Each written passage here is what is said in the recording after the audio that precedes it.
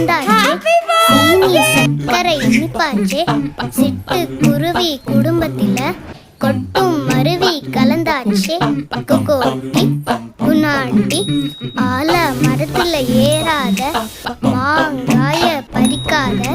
மாங்கா மரத்துல ஏறாத தேங்காய பறிக்காத, கொக்கோட்டி குணாட்டி